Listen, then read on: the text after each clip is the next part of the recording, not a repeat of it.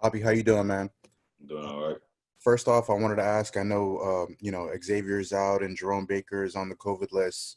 I know you're not doing football activities just yet, but without those two guys to start, how do you guys kind of lift off here at the start of training camp with welcoming so many new guys and a bunch of you guys really only having, 1 or 2 years experience in the league?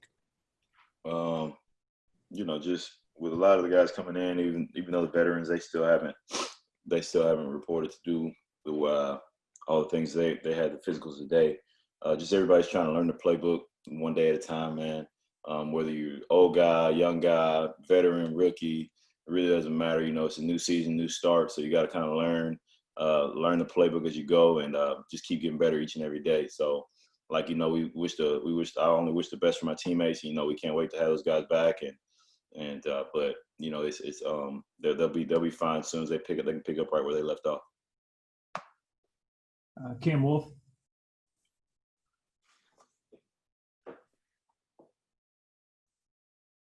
Cam, you there? I think he's frozen here.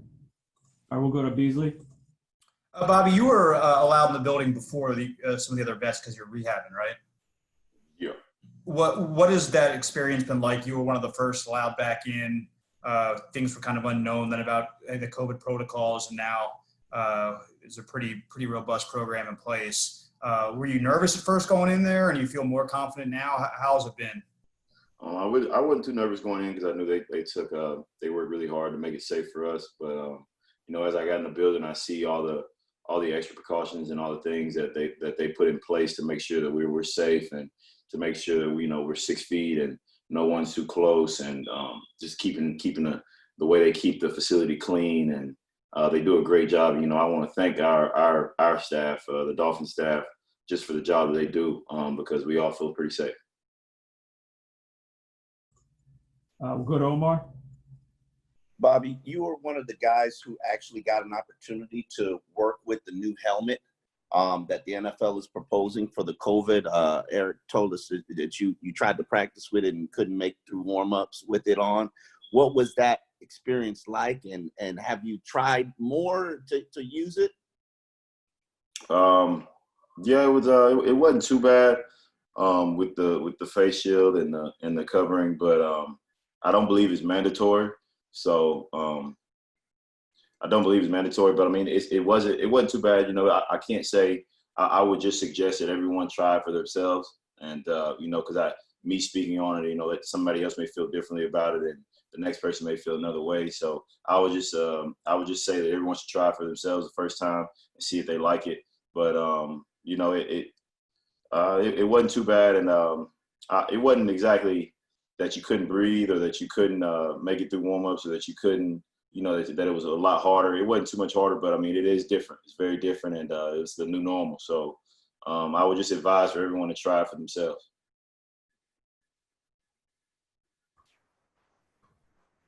Go ahead, Travis. Hey, Bobby, welcome back in, man. Good to see you again. I just wanted to ask you about your new defensive backs coach, Gerald Alexander. If you could just talk about the type of energy and leadership and coaching he offers and how he's teaching so far in the DB's room. We're all learning pretty well, man. He's a really good coach. GA's a real good coach. He, he's coming from University of Cal, but he's still a really, really good coach, and we're all learning the defense as we go. Whether you're an old guy, young guy, new coach, old coach, everybody can be better each and every day, and that's what we're striving for. Cam, we got you here. Yep. You hear me? Yep. What's good, Bobby? I want to ask you, I know you played with him a little last year, but what's your, chemistry with Eric Rowe at this point, and you guys coming around the second year as a safety duo? Just trying to make sure, man, that because everybody wants to win. At the end of the day, everybody wants to win. So, with chemistry, man, it's hard with everybody not being able to be in the building the way we normally would be. But just coming along, training this offseason with E-Row and, seeing the way he works and us working together and understanding that it's going to take everybody in the back end, that's going to be real big for us. So, the way we can click in any kind of way, because a defensive back, man, that's a family. So you gotta make sure you take care of your family, and we take care of one another. Easily. I don't want to embarrass myself by mangling his last name, so I'll just say the first round pick, Noah, the cornerback. What were your thoughts, A, when he was drafted? Obviously, it seems like he's going to get a shot to play some nickel. And how much have you gotten to know him, and what can you tell us about him as a person? I know Noah works his tail off. He trained with me in the offseason a little bit as well. He works his butt off, and he's a smart kid. He's a good player. He's going to be a good player, but like I said, everybody's learning each and every day. Everybody's going to get an opportunity to compete. Everybody's going to get an opportunity to play football, and that's all you can ask for. Him playing corner, him playing nickel, that's not for me to speak on, but I know he's going to be a good player in this league, and each and every day he's getting better and he's learning, and that's all you can ask for. Omar? Bobby, I want to ask you, you've been through so many secondaries. You've had a lot of great cornerbacks in your unit. What's it going to be like to be playing in a unit where you've got Xavier Howard on one side and Byron Jones on the other? Those two guys, man, they were two great corners. Two really, really, really good corners in this league, two of the best in the league. So just, having those guys and like I said, getting those guys in the building as soon as we can and getting them on the field and us joining together and us coming together as a unit, that's going to be real big for us. And they're going to be two good players. I'm not going to sit there and speak on expectations that we have for us, but we know we want to be, where we want to be and who we want to be, and we want to be the best version of ourselves. And that's to be able to help this team win. We'll go to Josh. Hey, Bobby, good to see you. Just to follow up to the, you talked about how you were working out with Noah in the off season. Where was that? How often was that? And could you also just kind of give us a glimpse into what it was like working out with him, the interactions, and just kind of the vibe that you got from him? Like I said, he's a real good player, man. He's fast, he's skilled, he's smart. He understands the game, he understands football. And like I said, that's just going to come with us being together each and every day and us learning together as a unit with everyone. And I'm not going to tell you where we were, but I will tell you that, we were working and we were getting it in. Joe Shad. Bobby, there's certainly a pretty good chance that you guys might be playing games with no fans. And I'm just curious what you think that might be like. You're an emotional dude who kind of feeds off the fans. Yeah, I understand that. And, I want to first off start by saying, we don't have any better fans than the Dolphins fans here in Miami. There's no better fans.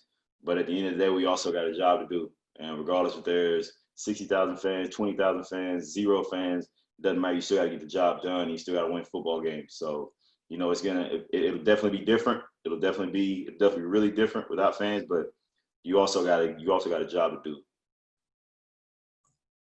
All right, last question here for Kim Wolf. Hey, Bobby, a lot of us haven't, or I don't think any of us have been in the building yet like you guys have.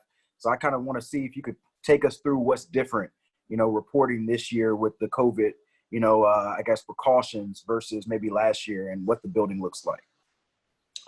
Like as I said, everyone comes in the building, no matter who you are.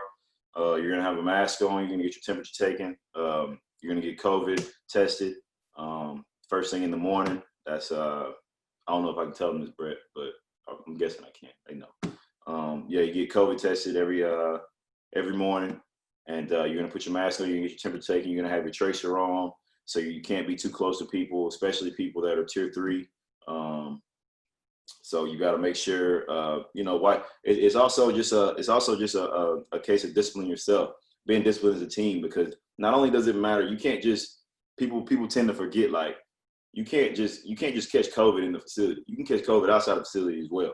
So it's everywhere. You got to be disciplined as a team. You got to understand that you got to hold your brothers accountable to each other. You got to as far as stepping out and going to dinner with a lot of people, going to nightclubs, going to bars, being with different women.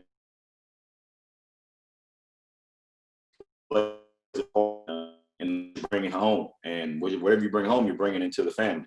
And so it's definitely going to take a lot of discipline. It's definitely going to take a lot of the most disciplined team will end up playing the most games and being the healthiest at the end of the day.